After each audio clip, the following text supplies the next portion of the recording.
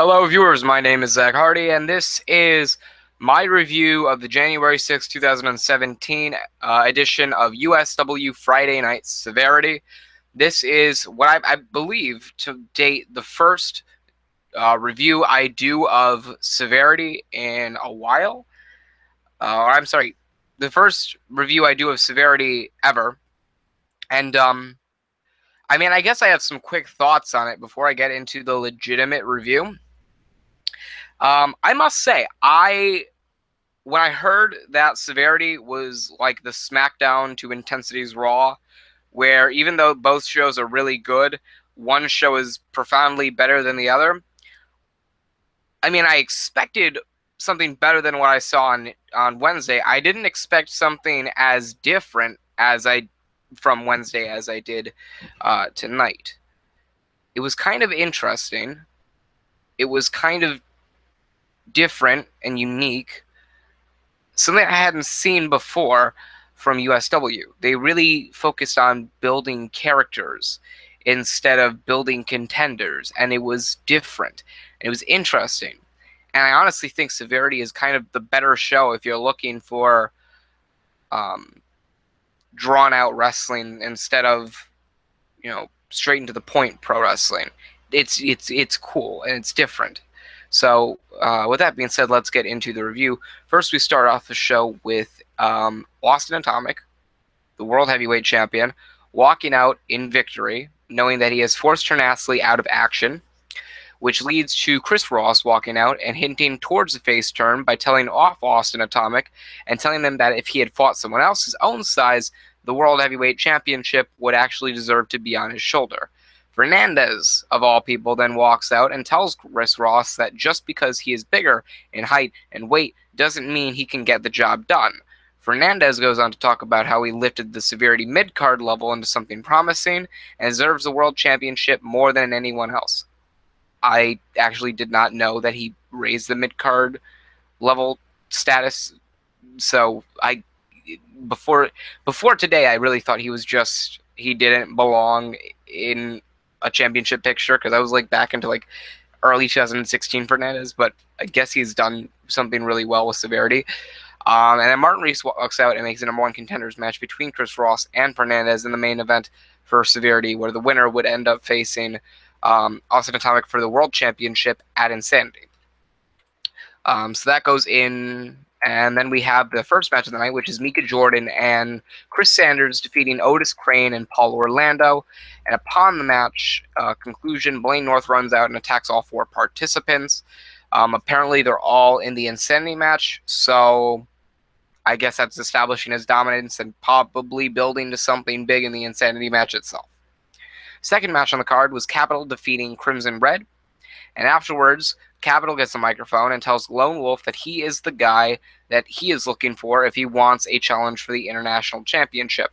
Lone Wolf walks out and tells Capital that he isn't a challenge unless he is untouchable.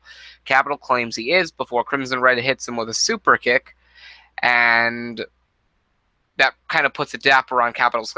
Capital, apparently, from what I've read and from what I've seen, did not have a good year last year. He kind of faded into obscurity. Well, he really did fade up into obscurity. But I don't know. I guess this is their way of kind of trying to build him into something interesting again, since they really damaged his character a lot. But hell, you know what? International Championship level, if you want to establish Capital as a badass again like he was with his World Championship reign, I'm all for it. Capital's always been one of my favorite mid-card and world champion main eventers, so I'm looking forward to seeing how this goes. Third match on the card was another tag team match, and it was Western Light and Prophecy defeating Jake Porter and Anarchy. And after the match, Jake Porter, who is apparently a heel, attempts to take out Western Light before Prophecy pulls him off, which leads to Anarchy attacking Prophecy and Western Light pulling him off. Western Light and Prophecy eventually fend off Porter and Anarchy, and that's how that little thing ends. So I don't know if they're hinting at a team between Western Light and Prophecy and Jake Porter and Anarchy, but I haven't really seen too much from these guys. I know Western Light and Jake Porter were feuding last month, and so were Prophecy and Anarchy. So maybe this is just a continuation of the two separate feuds and just kind of combining it into one, so that way they can get two birds knocked out with one stone. But I mean, whatever.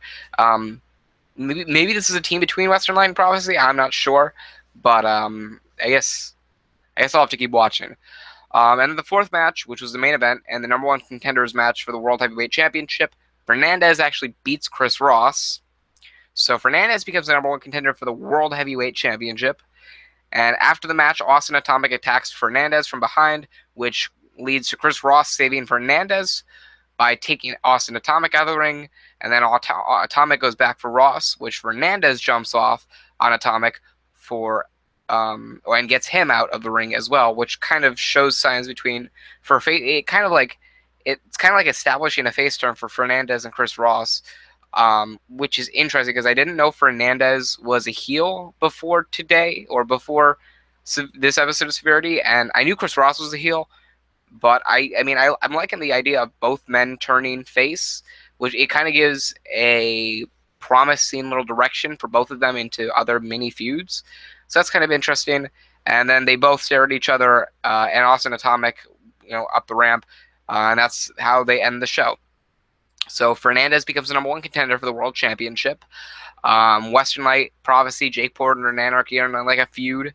Capital and Crimson Red are looking for Lone Wolf's International Championship. Blaine North takes out Mika Jordan, Chris Sanders, Otis Crane, and Paulo Orlando, kind of like establishing himself as the dominant threat in the Insanity match. And Austin Atomic kind of comes out as a cheap and expendable world champion, but it's like a cocky, snarky world champion heel persona. So it's kind of like interesting to see Atomic's character. He's like, I got her Nasty out of the show. So worship me. It's kind of like, it's kind of funny, and it's kind of intriguing to see what they do with these characters and how they pull off these storylines. So yeah, it was awesome. I was kind of upset that the show ended like 10 minutes early, which is why I showed up to this review 10 minutes early. But I mean, for an hour and 50 minutes, it pulled, and for about an hour and 20 minutes of wrestling and promos, it turned out to be a really good show that was actually better than Intensity. So I give them props. With that being said, that's all I have to say for this episode. Thank you guys for watching. I hope you enjoyed. Remember, like, comment, and subscribe for more. I'm Zach Hardy, and I am signing off.